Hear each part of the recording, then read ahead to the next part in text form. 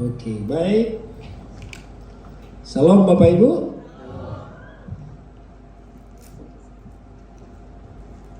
Bapak Ibu, gak terasa ya, kita sudah di penghujung tahun 2023 dan sebentar lagi tahun baru. Gak berasa loh ya. Jadi waktu itu begitu cepat ya. Perasaan kita baru merayakan Natal belum lama, sudah Natal lagi. Jadi gak berasa Bapak Ibu. Kalau ada Tuhan di dalam hidup kita Bapak Ibu ya, semuanya akan berjalan mulus. Ya kan? Kalau ada Tuhan dalam hidup kita, semuanya akan berjalan mulus. Walaupun mungkin ya hari-hari yang kita sudah lewati, mungkin itu ada hal yang tidak menyenangkan. Mungkin ada kesakitan, ya kan? Mungkin ada kekurangan. Tetapi kalau kita bisa melewatinya sampai saat ini, percayalah bahwa itu semua karena ada campur tangan Tuhan di dalam kehidupan saudara dan saya. Bapak Ibu, tema di akhir tahun ini adalah, ini tema daripada Rock Jabar. Temanya adalah pemeliharanya sempurna. Saya sepakat bahwa pemeliharaan Tuhan adalah sempurna. Kenapa? Jadi Tuhan pelihara kita bukan saja di bumi ini, tetapi Tuhan memelihara kita sampai kepada kekekalan. Sampai ketika nanti kita bertemu muka dengan Dia di surga. Kenapa? Ketika manusia jatuh di dalam dosa Bapak Ibu, ya, ketika manusia jatuh dalam dosa, Tuhan sudah memikirkan bagaimana caranya untuk menyelamatkan manusia. Oleh karena itu adalah terjadi apa yang disebut Natal yang kita peringati kemarin. Kalau tidak ada Natal, kalau tidak ada Tuhan di mana Dia merendahkan dirinya, mengambil rupa seorang hamba menjadi manusia, Bapak Ibu dan saya mungkin tidak ada hari ini. Tapi karena ada peristiwa Natal itulah, karena Dia mengasihi saudara dan saya, kemudian peristiwa Natal itu ada. Walaupun banyak orang menganggap, kok aneh ya katanya, masa Tuhan menjadi manusia? Ya kan? Di luar sana banyaknya nggak percaya bahwa masa Tuhan dengan segala kemuliaannya, dengan segala kuasanya, kok menjadi daging, menjadi manusia. Tetapi itulah yang saudara dan saya percaya, bahwa Dia sanggup melakukan segala sesuatu.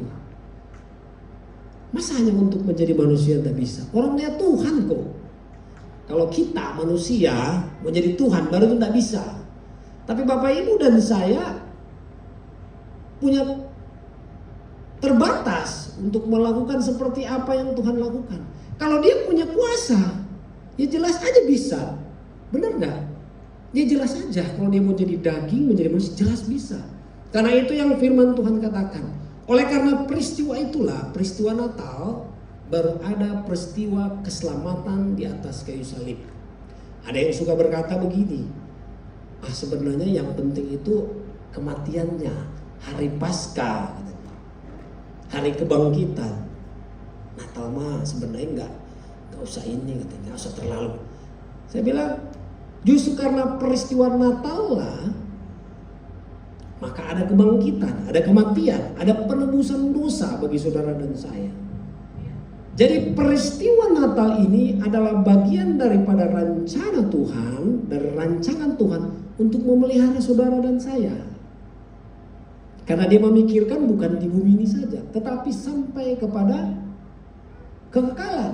Bagaimana kalau Dia tidak datang sebagai manusia? Ingat, manusia di hadapan Tuhan semuanya, kata firman Tuhan, sudah berdosa. Dan kalau di surga itu tidak ada daging yang berdosa itu bisa masuk dalam kerajaan surga, itu tidak ada. Justru Dia harus menjadi manusia untuk supaya Dia bisa mati di atas kayu salib untuk menembus saudara dan saya. Jadi kalau Dia tidak menjadi manusia, kita tidak diselamatkan. Jadi peristiwa Natal ini penting. Itu adalah bagian pemeliharanya yang sempurna. Karena ketika manusia jatuh ke dalam dosa, manusia itu harus dikembalikan seperti gambaran anaknya. Oleh karena itu dia turun dari surga menjadi manusia. Karena kita harus kembali seperti gambaran anaknya. Jadi role model contoh itu adalah Yesus sendiri.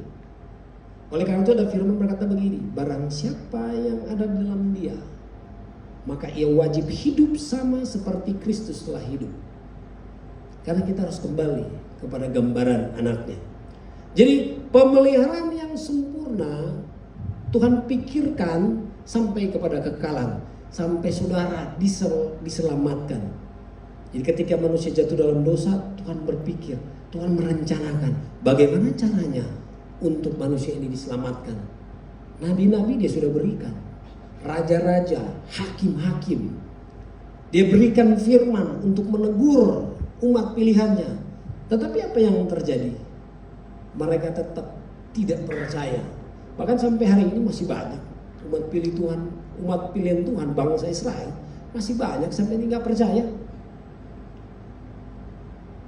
400 tahun, selama 400 tahun Tuhan berdiam diri, nggak ada firman, nggak ada nabi, nggak ada. Kemudian lahirlah Kristus di kota Daud. Lahirlah Allah menjadi manusia. Filipi pasal 2 ayat 6, 7 dan 8. Dia menjadi manusia, dia mengosongkan dirinya untuk saudara dan saya. Itu adalah bagian pemeliharaannya, bagian dari pemeliharaan Tuhan. Walaupun mungkin kita melewati banyak hal, kepedihan, kesusahan, apapun, itu bagian dari pemeliharaan Tuhan. Karena dia mengasihi saudara dan saya. Kan kalau kita miara, katakanlah kita miara anjing gitu ya. Saya punya anjing di rumah. Saya punya anjing namanya Curly. Itu kalau kita pelihara dia kan kita tidak cukup dia kasih makan, benar gak? Tidak cukup kita kasih makan. Kita harus mandiin dia. Kadang kukunya kalau udah panjang kita harus guntingin. Saya kalau guntingin kuku anjing saya, dia kadang-kadang merasa sakit. Memang seperti itu pemeliharaan Tuhan. Kita memelihara binatang, dia pun akan merasa sakit. Bapak Ibu dan saya mungkin sepanjang tahun 2023 mungkin merasakan sakit. Tapi percayalah, itu bagian dari pemeliharaan Tuhan terhadap Bapak Ibu dan saya. Itu bagiannya. Karena untuk pemeliharaan tidak cukup kita kasih makan saja. Kita mandiin yang bagus, kita nggak mau menerima yang nggak enak, nggak bisa. Anjing aja kalau rambutnya udah panjang kadang-kadang ya, kukunya tuh dia jadi susah tuh. Harus kita guntingin, kita harus pelihara. Dan Tuhan memelihara saudara dan saya sampai hari ini. Percayalah, bukan saja sampai hari ini, tetapi sampai kepada kekekalan kita dipelihara oleh pada Tuhan. Baik, kita belajar dari seorang pribadi yang namanya Daud. Daud ini adalah pribadi yang luar biasa yang dicatatkan di dalam Alkitab. Dan dia dikatakan dia orang yang sangat dikenal oleh Tuhan. Dan nama Daud sendiri itu namanya, pengertiannya adalah yang dikasihi. Jadi dia dikasihi oleh Tuhan. Walaupun kita tahu bersama Daud ini pernah jatuh di dalam dosa. Bayangkan dosa yang Daud buat ini bukan dosa biasa-biasa. Bayangkan dia akan mengambil istri orang lain. Kemudian dia merancangkan suatu kejahatan untuk suaminya ini supaya mati di medan pertempuran. Bayangkan ini dosa Daud yang luar biasa sebenarnya dicatatkan dalam Alkitab. Sampai Uria saking setianya, Uria itu bilang begini, Raja, masakan pasukan, ya kan, tentara lagi berperang, masakan aku duduk-duduk diam di rumah dengan istri. Kan Daud bilang begini, Uria, kau pergilah santai-santai dengan istrimu. Kira-kira begitu. Kau tidurlah di rumah santai-santai. Tapi Uria bilang, saking dia setia, ini orang setia loh, tapi Daud jahatin. Setia loh. Dia bilang begini, masakan anak buah saya lagi berperang, masa saya duduk-duduk di rumah dengan istri saya? Uria sampai begitu, tapi Daud merancangkan kejahatan terhadap Uria. Inilah dosa yang luar biasa yang Daud pernah buat. Akan tetapi, kita semua pernah jatuh dalam dosa ya. Tidak ada yang sempurna di sini. Betul, kita semua ini tidak ada yang sempurna, pernah jatuh. Akan tetapi saudara akan mendapati di dalam Alkitab, ketika Daud jatuh ke dalam dosa, dia langsung bertobat dan dia langsung berubah dan tidak melakukan dosa itu lagi. Itu dicatatkan di dalam Alkitab. Nah, ada lagi dosa yang Daud buat. Hanya itu. Jadi ketika kita jatuh di dalam dosa, harus kita langsung berubah. Banyak orang jatuh dengan kesalahan yang sama. Di situ lagi, di situ lagi, di situ lagi, di situ lagi. Kita belajar dari seorang Daud. Ketika dia jatuh dalam dosa, dia langsung berubah. Ketika dia menerima firman Tuhan, walaupun baginya mungkin firman itu sangat tidak mengenakan. Kadang-kadang kita mendengar firman kan kadang-kadang gak enak ya. Kadang-kadang makanya kita tolak secara halus. Oh enggak, itu mah bukan buat saya. Itu mah bukan buat orang lain firman itu. Firman itu buat siapapun. Bagi saya, bagi saudara juga. Siapapun. Selama itu adalah firman Tuhan, itu bagi kita semua. Tapi kalau kita menerima firman, kemudian kita mau merubah hidup kita, itu baru berkenan di hadapan Tuhan. Seperti Daud, dia orang yang berkenan di hadapan Tuhan, dikatakan oleh firman Tuhan. Karena ketika dia salah, dia berubah. Nathan tegur dia dengan keras. Tapi kemudian ketika dia ditegur, apa dia lakukan? Wah Tuhan, saya sudah berdosa. Dan dia tidak lakukan lagi. Itu luar biasanya. Beda dengan banyak orang percaya kebanyakan. Sudah melakukan itu lagi, itu lagi, itu lagi, dan itu lagi. Nah ini kita belajar bersama-sama dari seorang Daud. Memang kita semua ada yang sempurna Bapak Ibu. Tetapi ketika kita jatuh di dalam satu kesalahan, jangan berbuat lagi. Supaya pemulihan terjadi dalam kehidupan kita. Seperti Daud, bagaimana dia dipulihkan. Dan kemudian bagaimana dia menjadi pemimpin yang luar biasa. Kita baca di dalam Mazmur pasal 23 ayat 1 sampai 6. Bapak Ibu, Mazmur pasal 23 ini adalah Daud menceritakan kehidupannya. Dia gambarkan di dalam Mazmur pasal 23. Bapak Ibu kalau baca literasi penulisan tentang Mazmur, maka Bapak Ibu akan menemukan bahwa Mazmur pasal 23 ini itu yang menggambarkan hampir seluruh kehidupan Daud. Dia gambarkan di dalam Mazmur pasal 23 ayat 1 sampai 6. Ini Mazmur luar biasa. Saya bacakan.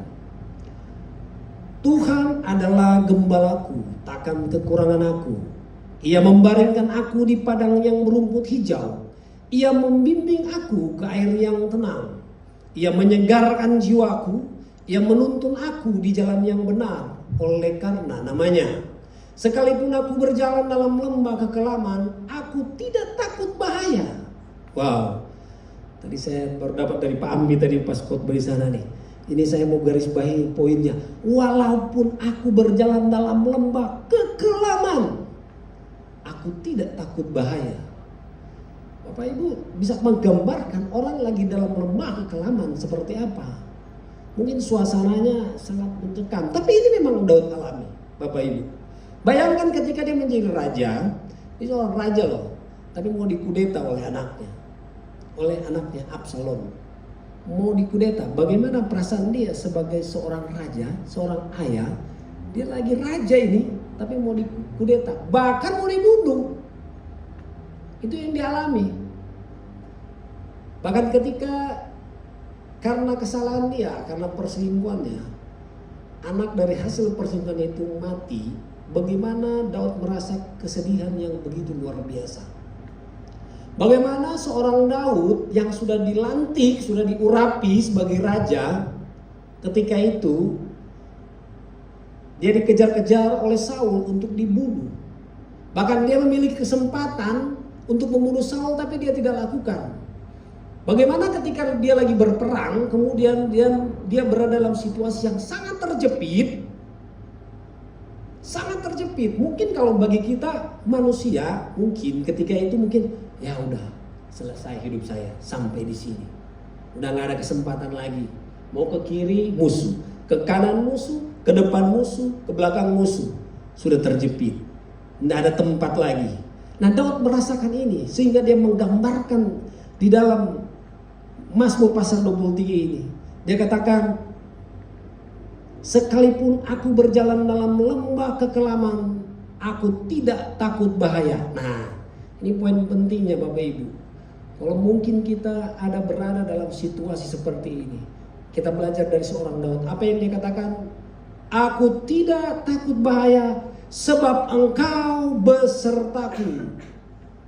Jadi Bapak Ibu, kalau ada Tuhan di dalam kehidupan saudara dan saya, jangan takut. Jangan takut Bapak Ibu. Kalau kita akan nanti memasuki tahun yang baru, jangan takut.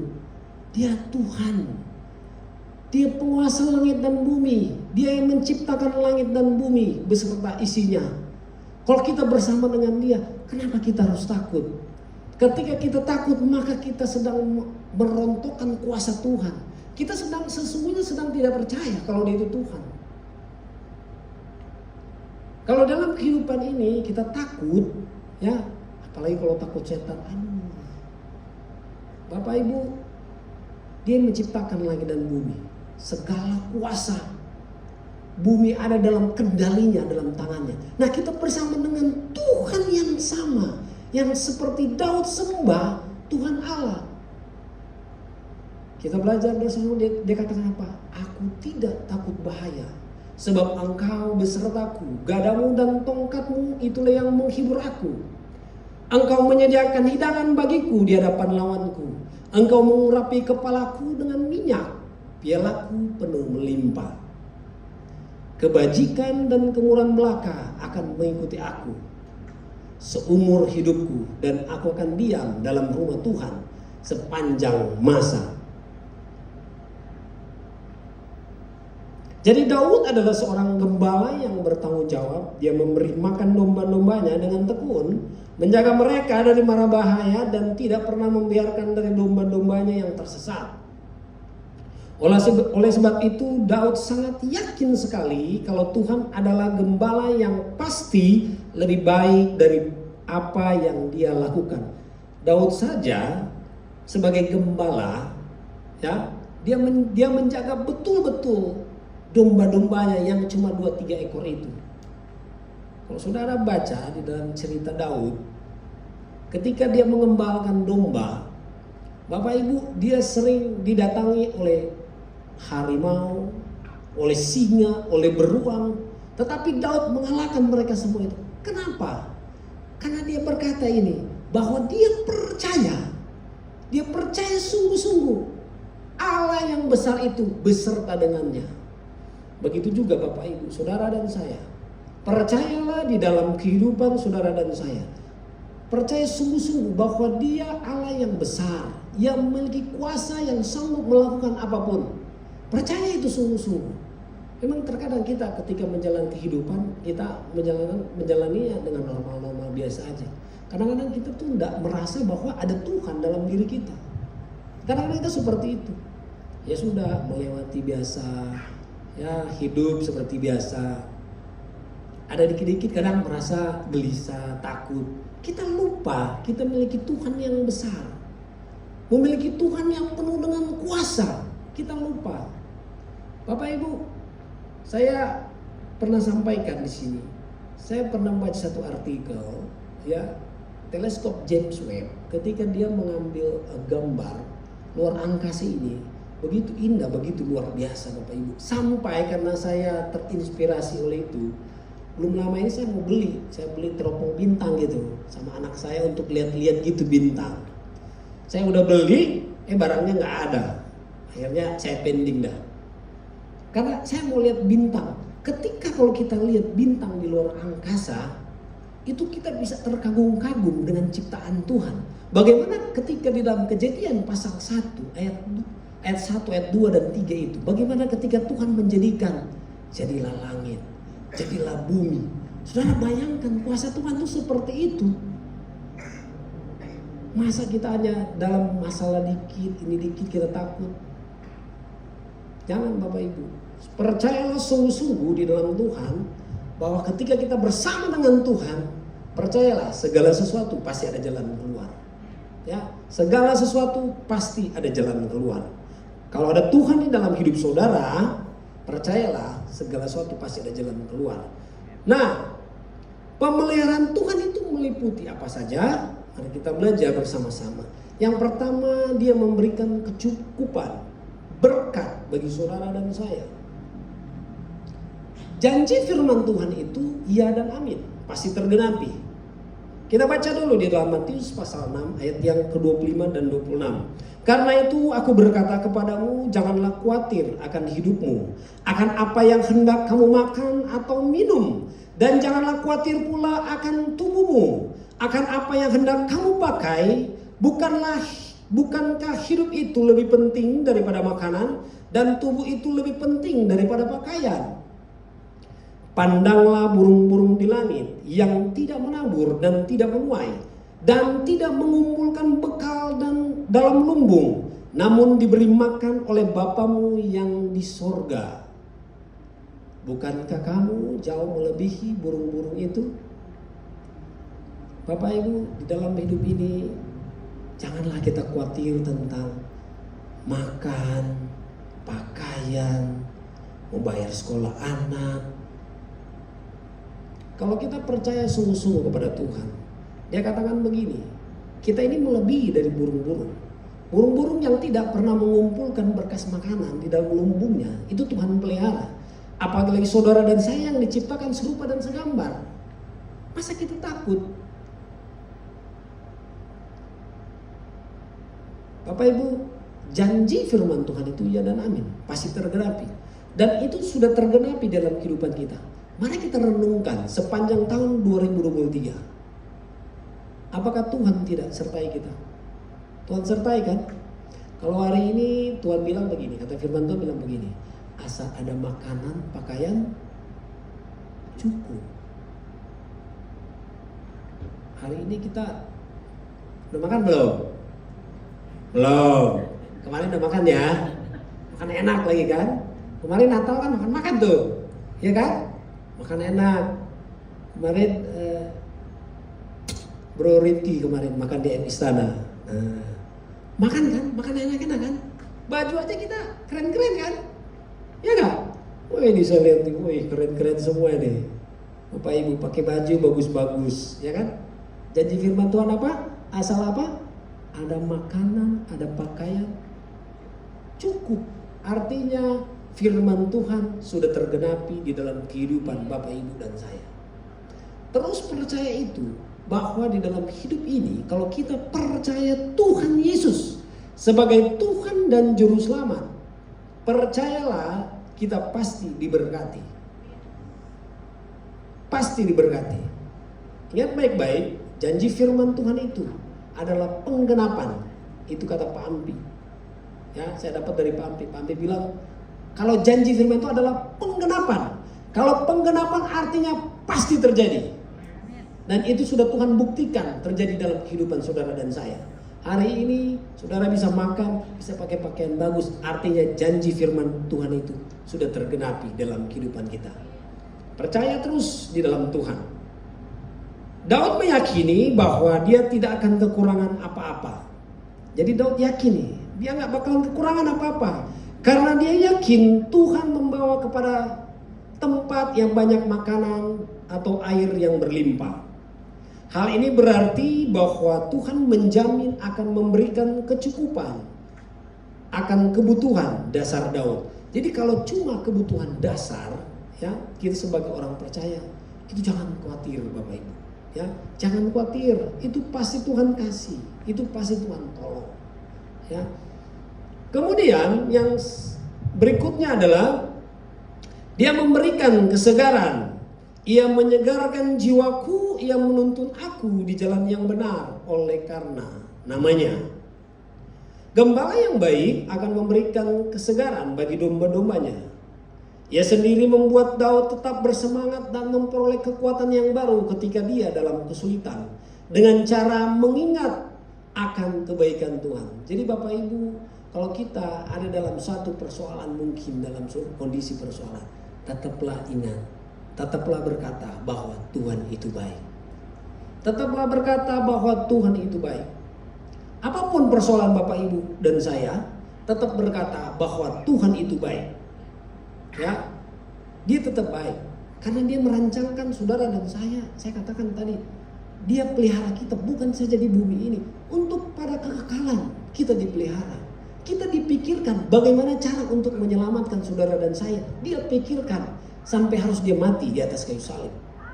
Dia pikirkan itu adalah bagian bagaimana dia ingin menyertai saudara dan saya, memelihara saudara dan saya, supaya kita nanti bersama-sama dengan dia di sorga yang kekal nanti.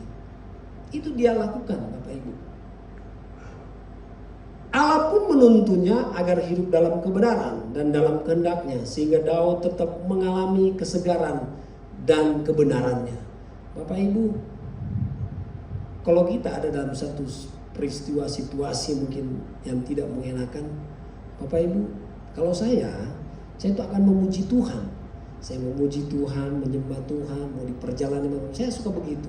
Ketika Bapak Ibu berfokus kepada Tuhan, Bapak Ibu akan merasakan sukacita, damai sejahtera Allah yang melampaui segala akal itu. Pasti Bapak Ibu akan rasakan.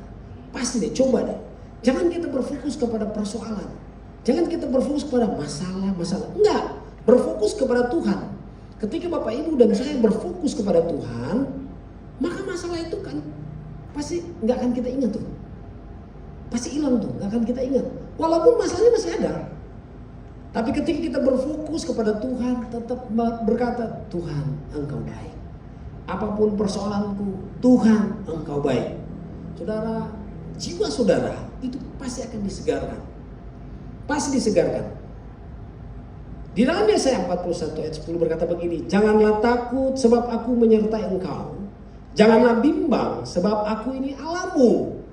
Tuhan sampai berkata, janganlah bimbang sebab aku ini Allahmu. Bapak Ibu, kata Allah ini bagi orang Israel itu sangat kayak semacam tabu untuk disampaikan, dikatakan. Oleh karena itu kata Allah ini ditulis dalam tetragrammaton Yahweh, YHWH, itu diganti dengan Adonai atau Elohim, itu diganti. Karena saking mereka tahu nama ini begitu berkuasa. Karena secara turun-temurun mereka tahu cerita bagaimana bangsa itu dikeluarkan dari tanah Mesir, disertai oleh Tuhan di padang gurun, tapi kemudian Tuhan membinasakan sebagian daripada bangsa itu. Dan mereka tahu cerita itu. Itu cerita turun-temurun diceritakan dari kakek moyang turun terus ke bawah. Mereka tahu. Saking mereka takutnya, gentar dengan nama ini. Nama ini diganti Bapak Ibu. Diganti Adonai atau Elohim. Gak berani mereka untuk menyampaikan nama Yahweh Allah itu. Gak berani. Karena mereka tahu nama ini begitu berkuasa Bapak Ibu. Begitu berkuasanya. Dan dia katakan begini bagi saudara dan saya. Janganlah takut. Sebab aku menyertai engkau. Jadi kalau ada nama yang begitu berkuasa ada dalam kehidupan saudara dan saya, kita gak boleh takut dalam dunia ini. Amin.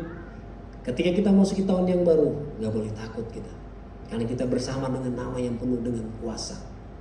Aku akan meneguhkan bahkan akan menolong engkau. Kita diteguhkan, bahkan kita akan ditolong oleh Tuhan. Aku akan memegang engkau dengan tangan kananku yang membawa kemenangan. Tangan Tuhan yang membawa kemenangan. Itu janji firman Tuhan. Filipi 4 ayat 7. Damai sejahtera Allah yang melampaui segala akal akan memelihara hati dan pikiranmu dalam Kristus Yesus. Jadi kalau ada damai sejahtera dalam kehidupan Bapak, Ibu dan saya, segala persoalan itu pasti akan berlalu. Percayalah. Karena damai sejahtera Allah dikatakan melampaui segala akal. Dari apa yang kita pikirkan. Ketika kita berpikir fokus kepada masalah, tapi ketika kita berpindah bahwa Tuhan ada denganku, Tuhan bersama denganku, Immanuel. Saya sering katakan Immanuel, Allah beserta. Kalau Allah ada bersama dengan kita, percayalah jiwa kita pasti disegarkan. Amin. Pasti disegarkan. Karena semuanya bersumber dari sini. Segala ketakutan apapun itu semua bersumber dari sini. Semua bersumber dari pikiran. Dan Tuhan katakan, dia akan menyegarkan jiwamu. Firman Allah berkata, marilah kepadaku, yang letih, lemah, lesu, dan yang berbeban berat. Aku akan memberikan kelegaan. Itu kata firman Tuhan. Jadi ketika saudara dan saya mungkin berada dalam situasi yang tidak baik, datang kepada Tuhan, datang kepada Dia Sang Sumber. Jiwa terdiri dari pikiran, perasaan, dan kehendak. Ya, jadi ketika hal tersebut kita harus jaga supaya tidak dibelenggu oleh kekhawatiran dan ketakutan.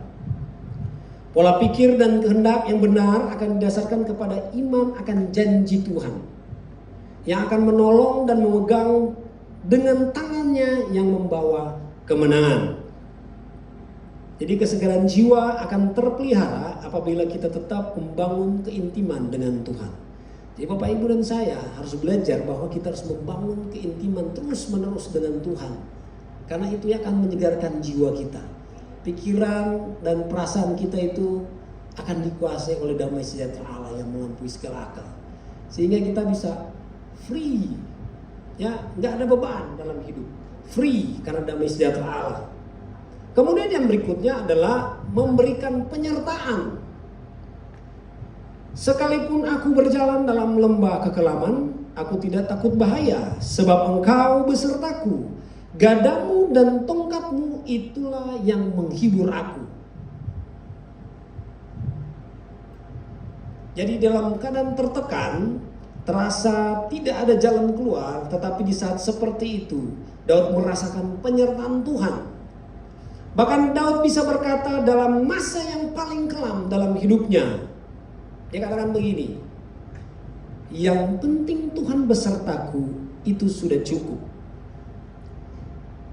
Oleh karena itu tadi saya katakan di dalam Mazmur pasal 23 tadi, jadi Daud menggambarkan seluruh kehidupannya itu di situ Bapak Ibu. Ketika dia mengalami hari-hari yang sangat kelam di dalam dirinya. Kalau kita ini hanya biasa-biasa sebenarnya Bapak Ibu. Kalau Daud dia seorang raja. Dia raja loh. Raja mau dibunuh. Mau dibunuh oleh anaknya sendiri. Mau dikudeta oleh anaknya sendiri. Kita mungkin biasa-biasa. Kalau kita mungkin mengalami hal-hal yang tidak enak, hal-hal yang pahit, hal-hal yang mendukakan, kita mungkin biasa-biasa. Coba kita ke seorang raja, pasti berbeda. Pasti berbeda. Ini yang dirasakan Daud Bapak Ibu. Dia seorang raja, tetapi dia mau dibunuh, mau dikudeta.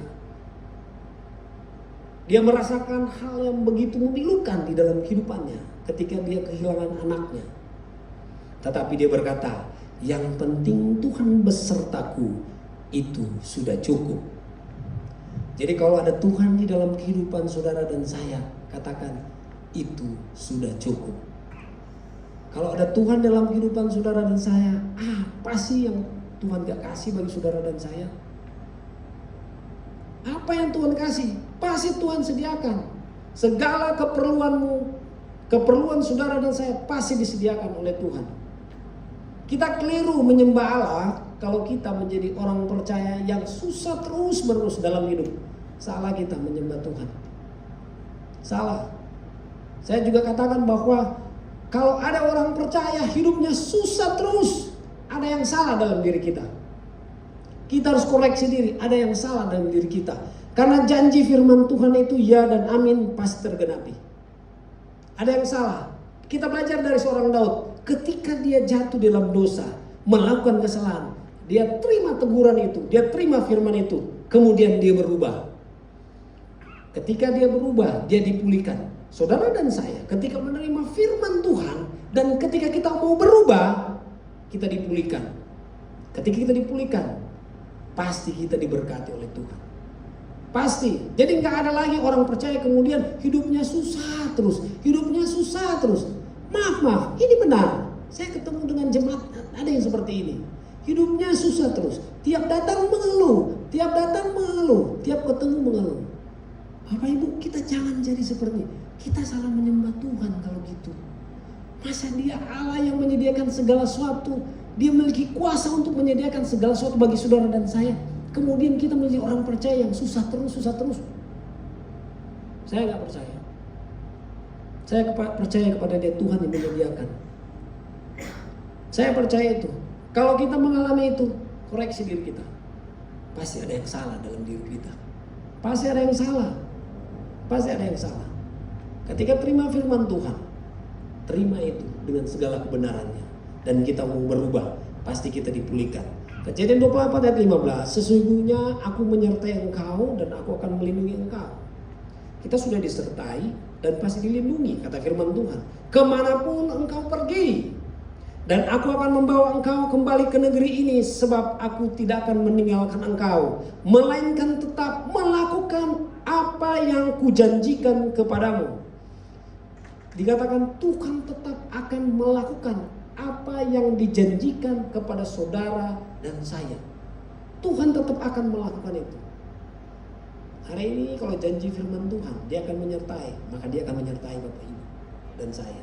Kalau hari ini janji firman Tuhan, dia akan memberkati Bapak Ibu dan saya, percayalah kalau kita pasti diberkati. Di tahun yang baru, percayalah kita pasti disertai oleh Tuhan. Kalau dia sudah menyertai Bapak Ibu dan saya di tahun 2023, maka di tahun 2024, maka tangan yang sama, kuasa yang sama akan menyertai Bapak Ibu dan saya. Percaya itu, pegang baik-baik janji firman Tuhan itu di dalam hati sanubari paling dalam saudara dan saya. Pegang itu baik-baik. Matius 28 ayat 20, dan ajarlah mereka melakukan sesuatu yang telah kuperintahkan kepadamu, dan ketahuilah, kata firman Tuhan, aku menyertai kamu senantiasa sampai kepada akhir zaman. Bukan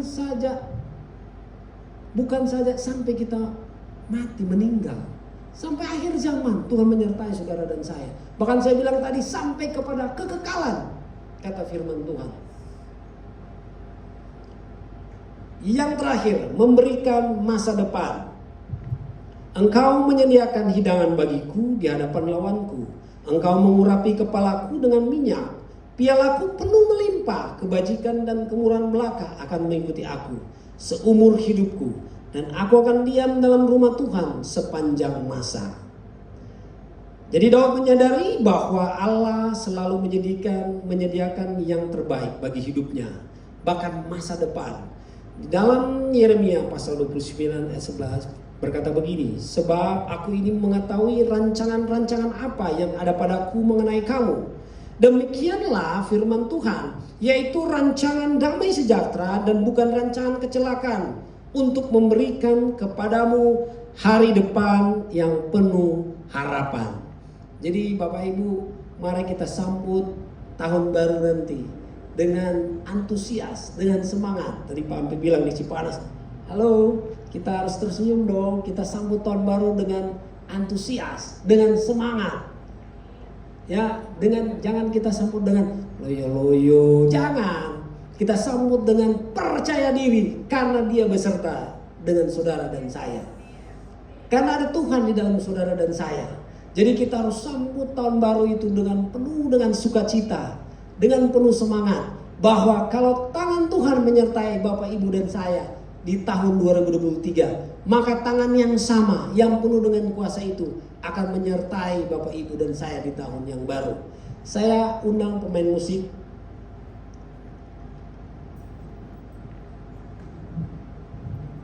Sebelum saya bacakan satu teks Alkitab, sebelum kita nyanyi, saya mau bacakan satu teks Alkitab.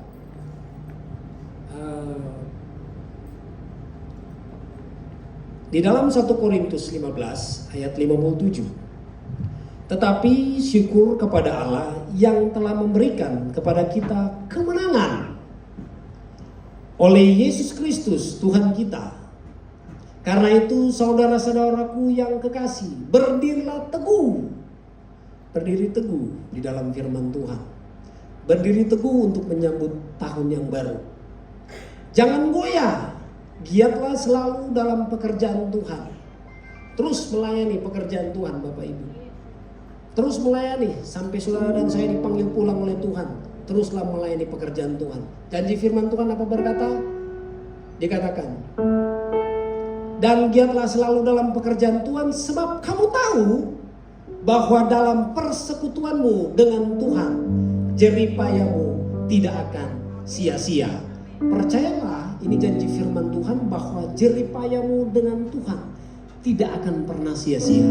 Saya katakan lagi, Dia adalah Allah yang setia. Dia setia dengan janjinya, dan janjinya adalah penggenapan.